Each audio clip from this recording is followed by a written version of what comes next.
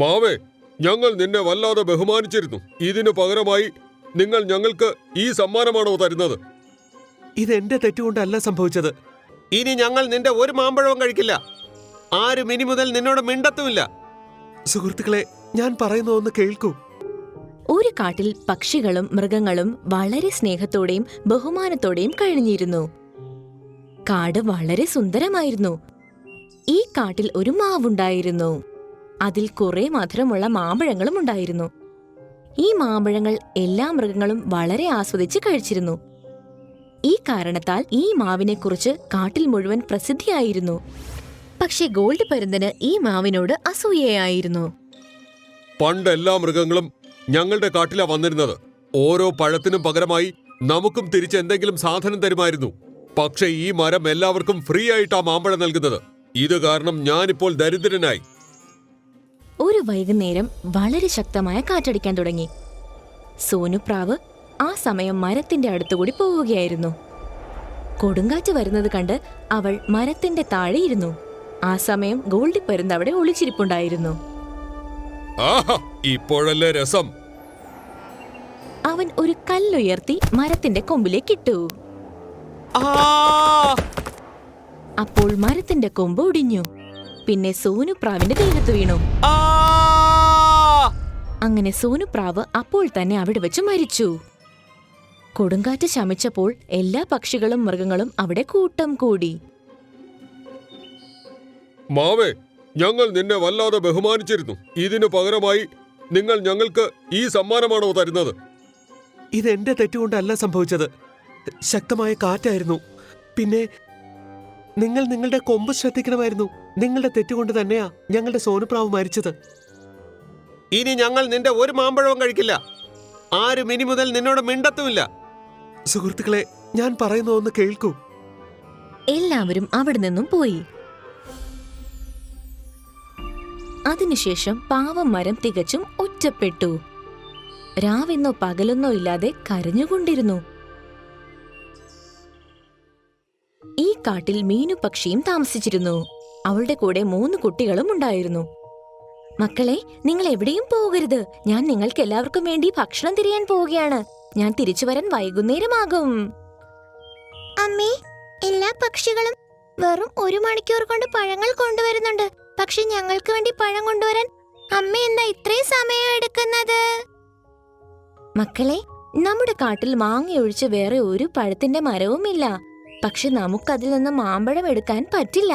കാട്ടിലുള്ള മറ്റു പക്ഷികളും മൃഗങ്ങളും ഗോൾഡി പരുന്തിന്റെ അടുത്തു നിന്നാണ് പഴങ്ങൾ വാങ്ങിക്കൊണ്ടുവരുന്നത്. പക്ഷെ എന്റെ അടുത്ത് അവന് കൊടുക്കാൻ ഒന്നുമില്ല. അതുകൊണ്ട് ഞാൻ മറ്റൊരു കാട്ടിൽ പോയി നിങ്ങൾക്ക് എല്ലാവർക്കും പഴം കൊണ്ടുവന്ന് തരാം. അതുകൊണ്ടാണ് ഞാൻ കൂടുതൽ സമയം എടുക്കുന്നത്. ശരി അമ്മേ, വേഗം വരണേ. മീനുപക്ഷി പോയിട്ട് ഒരുപാട് സമയമായിട്ടുണ്ടായിരുന്നു. കുട്ടികൾ അവളെ കാത്തിരിക്കുകയായിരുന്നു. പക്ഷെ അവൾ വരുന്നതിന് മുൻപേ തന്നെ കാലാവസ്ഥ മാറി. ശക്തിയായ മഴ തുടങ്ങി. അയ്യോ, ഇതെന്താണ്? അമ്മ ഇതുവരെ തിരിച്ചു വന്നില്ലല്ലോ. എന്റെ ദൈവമേ, ഞങ്ങളെ അമ്മയെ കാത്തോളണേ. അപ്പോൾ അവിടെ ഗോൾഡി പരുന്ത് വന്നു. മീനുപക്ഷി, എവിടെയാ ഈ മീനുപക്ഷി? അവനെ കണ്ട് കുട്ടികളെല്ലാം പേടിച്ചു വിറച്ചു. അതിനടുത്തുള്ള പക്ഷികളെല്ലാം അവിടെ കൂട്ടം കൂടി. എന്താ ഗോൾഡ് പരുന്തേ, എന്തിനാണ് കുട്ടികളെ ഭയപ്പെടുത്തുന്നത്? അപ്പോൾ മീനുപക്ഷി അവിടെ എത്തിച്ചേർന്നു. അവളുടെ കൊക്കിൽ ഒരു ആപ്പിൾ ഉണ്ടായിരുന്നു. ഇതാ എന്റെ മക്കളെ, ഞാൻ വന്നു. അപ്പോഴാണ് അവൾ മറ്റു പക്ഷികളെ കണ്ടത്. ഗോൾഡി പരുന്തേ, നീ ഇവിടെ എന്താണ് ചെയ്യുന്നത്? പിന്നെ നിങ്ങളെല്ലാവരും ഇങ്ങനെ എന്റെ വീട്ടിൽ എന്തിനാണ് കൂട്ടം കൂടിയിരിക്കുന്നത്? ഇപ്പോൾ ഇവളുടെ കള്ളം കണ്ടുപിടിച്ചില്ലേ? എങ്ങനെയാണ് ഇത്ര നിഷ്കളങ്കമായി നടക്കുന്നത്? ഇവൾ ദിവസവും എന്റെ തോട്ടത്തിൽ നിന്നാ പഴങ്ങൾ കട്ടുകൊണ്ടുവരുന്നത്. പിന്നെ അത് സ്വന്തം മക്കൾക്ക് കൊടുക്കുന്നു. അയ്യോ, ഞാനിതൊന്നും ചെയ്തിട്ടില്ല. ഞാൻ വളരെ കഷ്ടപ്പെട്ട് മറ്റൊരു കാട്ടിൽ നിന്ന് എന്റെ മക്കൾക്ക് വേണ്ടി പഴങ്ങൾ തിരഞ്ഞു കൊണ്ടുവന്നതാണ്. മീനു, ഇത് നല്ല കാര്യമല്ല. നീ ഗോൾഡ് പരുന്തിന്റെ തോട്ടത്തിൽ നിന്ന് പഴങ്ങൾ മോഷ്ടിച്ച് നിന്റെ മക്കൾക്ക് തിന്നാൻ കൊടുക്കുന്നു. ഇവളുടെ കയ്യിൽ എനിക്ക് തരാനായി ഒന്നുമില്ല. അതുകൊണ്ടാണ് ഇവൾ ഇങ്ങനെ ചെയ്യുന്നത്. എന്നിട്ട് ഇവൾ പറയുന്നു ദൂരെയുള്ള കാട്ടിൽ നിന്നാ പഴങ്ങൾ കൊണ്ടുവരുന്നതെന്ന്. തർക്കം ഒരുപാട് നേരം നീണ്ടുനിന്നു. പക്ഷെ മീനുവിന് താൻ നിരപരാധിയാണെന്ന് തെളിയിക്കാൻ കഴിഞ്ഞില്ല. മീനു, ഇത് നമ്മുടെ കാടിന് ഒരിക്കലും നല്ലതല്ല. നീ ഇപ്പോൾ തന്നെ പരുന്തിന്റെ പഴങ്ങളുടെ വില കൊടുക്കണം, അല്ലെങ്കിൽ അത് മോശമാണ്. ഞാൻ എന്താണ് കൊടുക്കേണ്ടത്? കൊടുക്കാൻ എന്റെ കയ്യിൽ ഒന്നുമില്ലല്ലോ. നിന്റെ കയ്യിൽ ഒന്നുമില്ലെങ്കിൽ എന്താ? ഈ വീടില്ലേ, എത്ര ദിവസമായി നീ പഴങ്ങൾ കട്ടുകൊണ്ടുവരുന്നു. അതുകൊണ്ട് ഇത്രയെങ്കിലും തരണം. ഈ വീട് എനിക്ക് തന്നാ മതി. അങ്ങനെ പറയരുത്. ഈ വീട് ഞാൻ നിനക്ക് തന്നാൽ ഞാനും എന്റെ മക്കളും എവിടെ പോവും? പിന്നെ നല്ല ശക്തിയായ മഴയാണ് ഇപ്പോൾ പെയ്യുന്നത്. മീനു, നിനക്ക് ഈ വീട് വിട്ട് പോകേണ്ടി വരും. ഇല്ലെങ്കിൽ ഈ പരുന്തിനോട് ചെയ്യുന്നത് അന്യായമായിരിക്കും, കടുത്ത അന്യായം. പക്ഷികളെല്ലാം ഒരുമിച്ച് അവളെ വീട്ടിൽ നിന്നും ഒഴിപ്പിച്ചു. പരുന്തിന് വളരെ സന്തോഷമായി. വരൂ മക്കളെ, മഴ കനക്കുന്നുണ്ട്. നമുക്ക് സ്വന്തമായി ഒരു വീട് തേടണം. ശക്തമായ മഴയുണ്ടായിരുന്നു. പാവമീനു തന്റെ 3 മക്കളുടെ കൂടെ മുഴുവൻ ശക്തിയും ഉപയോഗിച്ച് പറക്കുകയായിരുന്നു. നനഞ്ഞ ചിറകുകളുമായി പറക്കാൻ നല്ല ബുദ്ധിമുട്ടായിരുന്നു. പക്ഷെ അവളുടെ മനസ്സിന്റെ വേവലാതി അവർക്ക് പറക്കാനുള്ള ധൈര്യം കൊടുത്തു. പക്ഷേ കുട്ടികൾ എത്ര ദൂരം പറക്കും? അമ്മേ, ഞങ്ങൾക്ക് പറക്കാൻ പറ്റുന്നില്ല. നിങ്ങൾ ധൈര്യശാലിയായ അമ്മയുടെ മക്കളാണ്. ഇങ്ങനെ തളരാൻ പാടില്ല. പിന്നെ പറക്കാനുള്ള ശ്രമം നടത്തൂ. കുട്ടികൾ വളരെ വേഗം കൂട്ടി. പക്ഷെ കാറ്റ് അവരെ പിറകോട്ട് വലിച്ചുകൊണ്ട് പോയി. മക്കളെ! 3 മക്കളും മാവിന്റെ അടിയിൽ വന്നു വീണു. അവിടെ അവർക്ക് കാറ്റടിക്കുന്നുണ്ടായിരുന്നില്ല. പിന്നെ അതിനടുത്തൊന്നും വെള്ളവും ഉണ്ടായിരുന്നില്ല. മീനു പക്ഷിയും അവിടെ എത്തി. അല്ല മീനുപക്ഷി, നീ ഇത്രയും മഴയത്ത് കുട്ടികളോടൊപ്പം എവിടേക്കാ പോകുന്നത്? നിങ്ങൾക്ക് വീട്ടിലിരുന്നൂടെ? ആ മാവേ, ഞാൻ വീട്ടിൽ തന്നെയാണ് ഉണ്ടായിരുന്നത്. പക്ഷെ ഗോൾഡി പരുന്ത് എന്റെ മേൽ കുറ്റം ചുമത്തി മറ്റു പക്ഷികൾ എന്നെ എന്റെ വീട്ടിൽ നിന്നും പുറത്താക്കി. ആ ദുഷ്ടന്റെ ജോലി തന്നെ ഇതാണ്. ഒരു പ്രശ്നമില്ല. ഇനി നിനക്ക് സുഖമായി താമസിക്കാം. ഇനി നിങ്ങൾക്ക് ആരെയും കുറിച്ച് ചിന്തിക്കേണ്ട ആവശ്യമില്ല. അയ്യോ, ഞാൻ എവിടെയാണ് താമസിക്കുക? ആദ്യം നീ നിന്റെ വിശപ്പടക്ക്. അതും പറഞ്ഞ് 4 മാങ്ങകൾ താഴെയിട്ടു. ഹായ്, ഇത്ര വലിയ മാങ്ങകൾ! കുട്ടികൾ സന്തോഷത്തോടെ മാങ്ങ തിന്നാൻ തുടങ്ങി. അവരെ കണ്ട് മീനുവിന് സന്തോഷമായി. പിന്നെ അവളും മാമ്പഴം കഴിക്കുവാൻ തുടങ്ങി. അതിനുശേഷം അവൾ പറഞ്ഞു, നന്ദിയുണ്ട് മാവേ, ഞങ്ങൾ ഇനി പോവുകയാണ്. വേണ്ട, നിങ്ങൾ എവിടേക്കും പോകേണ്ട ആവശ്യമില്ല. ഞാൻ നിങ്ങൾക്ക് മാമ്പഴ വീടുണ്ടാക്കി തരാം. എന്താ പറഞ്ഞത്? മാമ്പഴ വീടോ? അതെങ്ങനെ? ദാ ഇപ്പൊ കണ്ടോ? ഇതും പറഞ്ഞ് അത് മുഴുവൻ മാങ്ങയും താഴെയിട്ടു. പിന്നെ ആ മാമ്പഴത്തിന്റെ വീടുണ്ടാക്കി. ഹായ്, ഇത് എത്ര സുന്ദരമായ വീടാണ്. അമ്മേ, നമ്മൾ അതിൽ കയറിക്കോട്ടെ? എന്തുകൊണ്ടില്ല കുട്ടികളെ, നിങ്ങളും മീനുവും ഇതിൽ സുഖമായി താമസിച്ചോളൂ. ഇത് കേട്ട് കുട്ടികൾക്ക് സന്തോഷമായി. പിന്നെ മീനുവിന്റെ കൂടെ അവർ വീട്ടിനുള്ളിലേക്ക് പോയി. വീട്ടിലിരിക്കാൻ മാങ്ങയുടെ കസേരകൾ ഉണ്ടാക്കിയിരുന്നു. പിന്നെ അതിനുള്ളിൽ നിന്ന് ഒരു ജനലിലൂടെ പുറത്തുള്ള കാഴ്ചയും കാണാമായിരുന്നു. മരവും കാണാമായിരുന്നു. നിങ്ങൾ വളരെ നല്ലവനാണ്. നിങ്ങൾക്ക് വളരെ വളരെ നന്ദിയുണ്ട്. മാവ് വളരെ സന്തോഷത്തോടെ ചിരിച്ചു. അപ്പുറത്തെ കാട്ടിലെ കുറച്ചു പക്ഷികൾ വളരെ പരിഭ്രമത്തിലായിരുന്നു. കാട്ടിൽ വെള്ളപ്പൊക്കം വന്നു. എല്ലാവരുടെയും വീടുകൾ തകർന്നിരുന്നു. പിന്നെ അവർ അങ്ങോട്ടും ഇങ്ങോട്ടും ഓടിക്കൊണ്ടിരുന്നു. അത് നോക്കൂ, മാവിന്റെ അടുത്തൊന്നും ഒരു തുള്ളി വെള്ളം പോലും ഇല്ല. വരൂ, നമുക്ക് എല്ലാവർക്കും അവിടേക്ക് പോകാം. എല്ലാ പക്ഷികളും മാവിന്റെ മുകളിൽ കൂട്ടം കൂടിയിരുന്നു. നിങ്ങളെ എല്ലാവരെയും എത്ര ദിവസമായി കണ്ടിട്ട്. നിങ്ങളെ കണ്ടപ്പോൾ തന്നെ സന്തോഷമായി. നമ്മൾ നിങ്ങളുടെ അടുത്ത് ഒരിക്കലും വരില്ലായിരുന്നു. പക്ഷെ മഴയിൽ നമ്മുടെ വീട് നശിച്ചു. അറിയില്ല എത്ര വിചിത്രമായ കാര്യമാണെന്ന്. നിന്റെ അടുത്തൊന്നും മഴയുടെ ഒരു തുള്ളി വെള്ളം പോലുമില്ല. അപ്പോഴാണ് അവരുടെ എല്ലാവരുടെയും കണ്ണുകൾ മാമ്പഴ വീട്ടിൽ പതിഞ്ഞത്. അതിന്റെ ജനാലയ്ക്കരികിൽ മീനുവും ഉണ്ടായിരുന്നു. ഓ, ഈ മീനു പക്ഷിക്ക് ഈ വീട് ഇതെവിടെന്നാ കിട്ടിയത്? ഇതൊരു മാമ്പഴ വീടാണല്ലോ. സുഹൃത്തുക്കളെ, ഞാൻ നിങ്ങൾക്കും ഇതുപോലുള്ള ഒരു വീടുണ്ടാക്കി തരാം. പക്ഷെ അതിനു മുൻപ് എനിക്ക് നിങ്ങളോടൊരു കാര്യം പറയാനുണ്ട്. സോനുപ്രാവിനെ കൊന്നത് ഞാനല്ല. ഗോൾഡി പരുന്ത് എന്റെ ഒരു കൊമ്പൊടിച്ചു. അത് സോനുപ്രാവിന്റെ ദേഹത്ത് വീണു. അതിനുശേഷം അവൻ ഓടിപ്പോയി. പിന്നെ നിങ്ങൾ എല്ലാവരും ഞാൻ പറയുന്നത് കേൾക്കാതെ എന്നെ അപരാധിയുമാക്കി. ഇത് കേട്ട് എല്ലാ പക്ഷികളും പരിഭ്രാന്തരായി. അവൻ ഇത്ര ദുഷ്ടനാണോ? നമ്മൾ ഇങ്ങനെ വിചാരിച്ചിരുന്നേ ഇല്ല. നിങ്ങൾ എല്ലാവരും നനഞ്ഞിട്ടുണ്ട്. നല്ല തണുപ്പുണ്ട്. ഞാൻ നിങ്ങൾക്ക് സുഖമായി താമസിക്കാൻ ഒരു വീടുണ്ടാക്കി തരാം. എന്താ അതുപോലെ? ഇതും പറഞ്ഞ് മാവ് ഒരുപാട് പഴങ്ങൾ താഴേക്കിട്ടു. പിന്നെ ആ പഴങ്ങൾ കൊണ്ട് 4 മാമ്പഴ വീടുകൾ പണിതു. ഹായ്, ഈ വീട് എത്ര സുന്ദരമാണ്. ഇതെങ്ങനെ സംഭവിച്ചു? ഈ വീട് സ്വയം എങ്ങനെയുണ്ടായി? നിങ്ങൾ എല്ലാവരും എന്റെ അടുത്തേക്ക് വരുന്നതും എന്റെ പഴങ്ങൾ കഴിക്കുന്നതും നിർത്തിയില്ലേ? അപ്പോൾ ഞാൻ രാവും പകലും കരയുമായിരുന്നു. അപ്പോൾ ഒരു മാലാഖ എന്റെ അടുത്ത് വന്നു. പിന്നെ അവൾ എന്റെ മാങ്ങ തിന്ന് എന്നെ അനുഗ്രഹിച്ചു. കാലാവസ്ഥ എങ്ങനെ മാറിയാലും അതെനിക്ക് ഒരു പ്രശ്നവും ഉണ്ടാക്കില്ലെന്ന്. പിന്നെ എനിക്ക് എപ്പോൾ വിചാരിച്ചാലും എന്റെ മാമ്പഴത്തിന്റെ സഹായത്തോടെ കാട്ടിൽ വസിക്കുന്ന ഓരോരുത്തർക്കും സഹായം നൽകാൻ കഴിയുമെന്ന്. ഞങ്ങൾക്ക് നിങ്ങളുടെ എല്ലാ തന്ത്രങ്ങളും മനസ്സിലായി. ഇനി നീ ഞങ്ങളുടെ കാട്ടിൽ നിന്നും എത്രയും വേഗം പൊയ്ക്കൊള്ളണം. ഇത് കേട്ട് മരത്തിന് സന്തോഷമായി. എല്ലാ പക്ഷികളും തങ്ങളുടെ വീടുകളിലേക്ക് പോയി. ഹായ്! എല്ലാവർക്കും വീട് വളരെ ഇഷ്ടപ്പെട്ടു.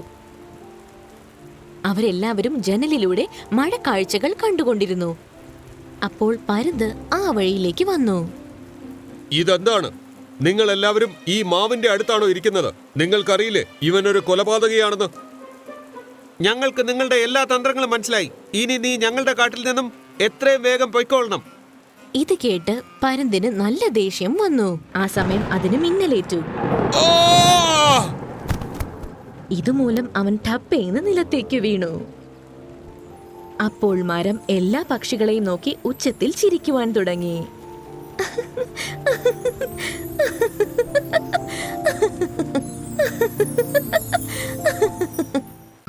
അതെ, നെറ്റ്കട്ട് കുരങ്ങച്ച, ബോണി നിന്നെ വിളിക്കുന്നുണ്ട്.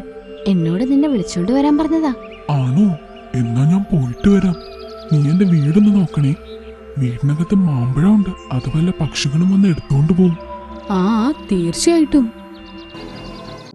പലതരം പക്ഷികളുള്ള ബാലിയിലെ ഒരു കാട്ടിലെ കഥയാണിത്. അവിടെ ചട്ടോരി എന്ന് പറയുന്ന ഒരു പക്ഷിയും ഉണ്ടായിരുന്നു. ചട്ടോരിക്ക് മാങ്ങകൾ എന്ന് പറഞ്ഞാൽ ജീവനായിരുന്നു. ബോണി, എനിക്ക് മാമ്പഴം കഴിക്കാൻ കൊതിയാവുന്നു. ഇവിടെ അടുത്തുള്ള കാടുകളിലെ എല്ലാ മാമ്പഴങ്ങൾ തീർന്നുപോയി. വാ, നമുക്ക് ദൂരെ ഏതെങ്കിലും കാട്ടിൽ പോയി മാമ്പഴമുണ്ടോ എന്ന് നോക്കിയിട്ട് വരാം. ചട്ടോരി, നീ ഇപ്പൊ തന്നെ 10 മാമ്പഴം കഴിച്ചു കഴിഞ്ഞു. ഇനി എത്ര എണ്ണം നീ കഴിക്കും? ഞാനെങ്ങുമില്ല. എന്റെ അമ്മ എങ്ങാനും അറിഞ്ഞ എന്നെ കൊന്നു കളയും. അയ്യേ, ഒന്നും സംഭവിക്കില്ല. നീ എന്റെ കൂടെ വന്നാ മതി. ഞാൻ സംസാരിക്കാം നിന്റെ അമ്മയോട്. പിന്നെ അതുമല്ല, നമ്മൾ ഇരുട്ടാവുമ്പോഴേക്കും തിരിച്ചു വരുമല്ലോ. നമ്മൾ അവിടെ പോയി അടിച്ചു പൊളിക്കും. നിനക്കും നിന്റെ ഇഷ്ടപ്പെട്ട ഭക്ഷണങ്ങളൊക്കെ കഴിക്കാലോ. അതെയോ? അപ്പൊ എനിക്കും എന്റെ ഇഷ്ടപ്പെട്ട എല്ലാ പഴങ്ങളും കഴിക്കാമല്ലേ? നീ എന്റെ കൂടെ വന്നാലല്ലേ? ഉറപ്പായും അതെല്ലാം നിനക്ക് കിട്ടും. ബോണി അത്യാഗ്രഹം മൂത്ത് അവളുടെ അമ്മയോടൊന്നും പറയാതെ ചട്ടോരിയുടെ കൂടെ പോകുന്നു. അവർ രണ്ടുപേരും അവർക്ക് ഇഷ്ടപ്പെട്ട പഴങ്ങൾ അന്വേഷിച്ച് ഒരുപാട് ദൂരം പോകുന്നു. രാത്രി ആയതൊന്നും അവരറിയുന്നതേയില്ല. ചട്ടോരി, വേഗം വാ. ഇപ്പൊ തന്നെ നേരം വൈകി. നീ കാരണം എനിക്ക് അമ്മയുടെ നിന്ന് നല്ല ചീത്ത കേൾക്കും. നീ ടെൻഷൻ അടിക്കണ്ട, ഞാൻ നിന്നെ രക്ഷിക്കാം. ഞാൻ പറഞ്ഞോളാം ഞാൻ വിളിച്ചിട്ടാണ് നീ വന്നതെന്ന്. വാ, എന്നാ വേഗം പോവാ. എന്റെ വീട്ടിലേക്ക് എന്നെ കൊണ്ടുവിട്. ചട്ടോരി ബോണിയെയും കൂട്ടി അവളുടെ വീട്ടിലേക്ക് പോകുന്നു.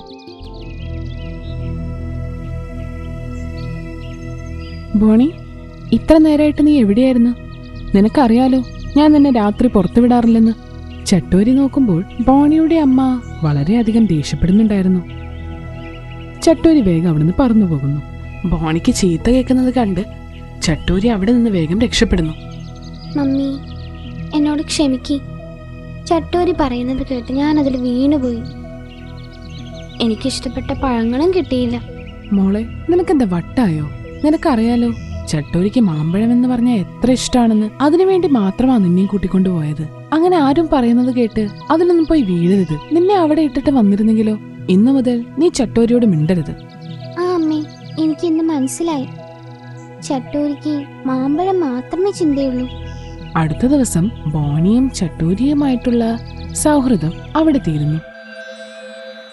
ചട്ടോരി തികച്ചും ഒറ്റപ്പെട്ടു പോകുന്നു. പിന്നെ അവൾ ചിന്തിക്കാൻ തുടങ്ങി, എല്ലാ മൃഗങ്ങളെയും പക്ഷികളെയും മണ്ടന്മാരാക്കി അവരുടെയൊക്കെ മാമ്പഴങ്ങൾ മോഷ്ടിച്ചാലോ എന്ന്.